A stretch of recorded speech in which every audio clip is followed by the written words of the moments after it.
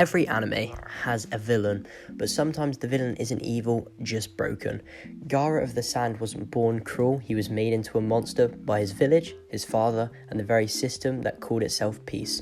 But then something impossible happened. A boy just like him reached out, not with power, but with empathy, and changed everything.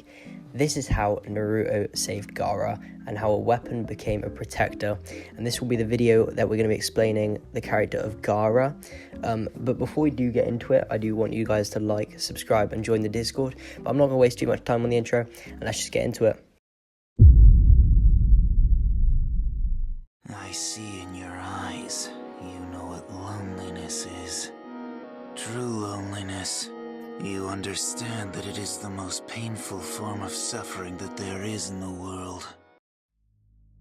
Before he was Kazekage, Gaara was what every shinobi feared, a Jinchuriki with no humanity like Naruto, who had Iruka and a village that tolerated him. Gaara had no one. His own father tried to have him killed, his only caretaker betrayed him. The Sand Village didn't just reject Gaara, they built him to be a tool, a weapon.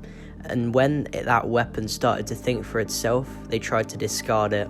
He believed love was a lie. He believed strength came from fear, because fear was the only thing he'd ever known. And then, Naruto showed up.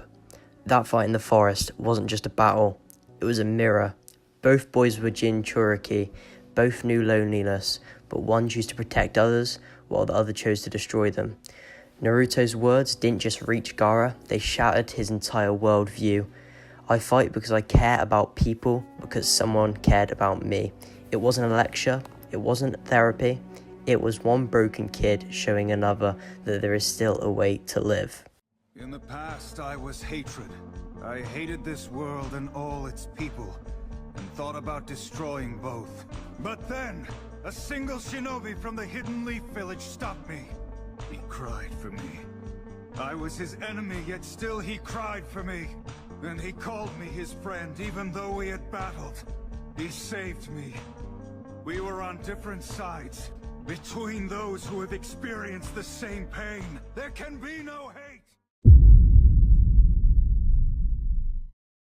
Gaara didn't change overnight. That's what makes his character arc work. He didn't go from a killer to a hero in one episode, but the seed had been planted. He began asking questions, he began listening, and for the first time in his life, he began choosing who he wanted to be.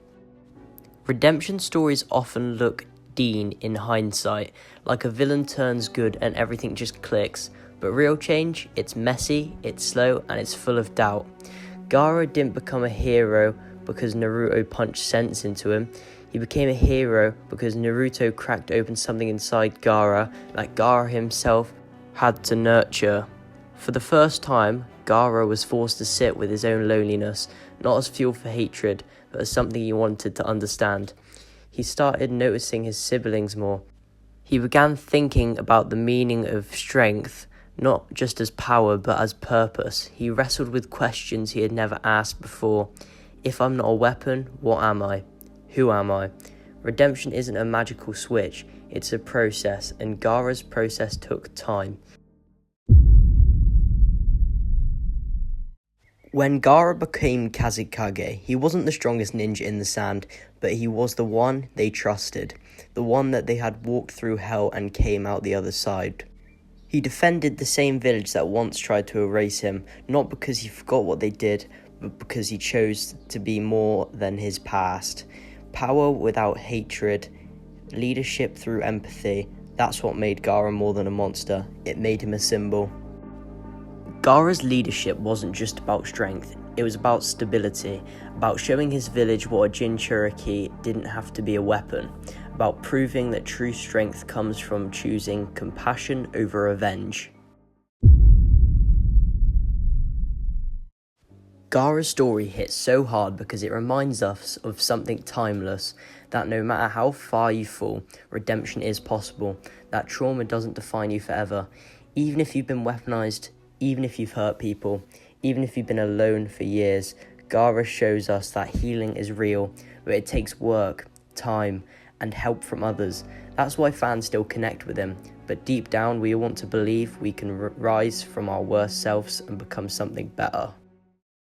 But anyway guys, this will be the end of the video.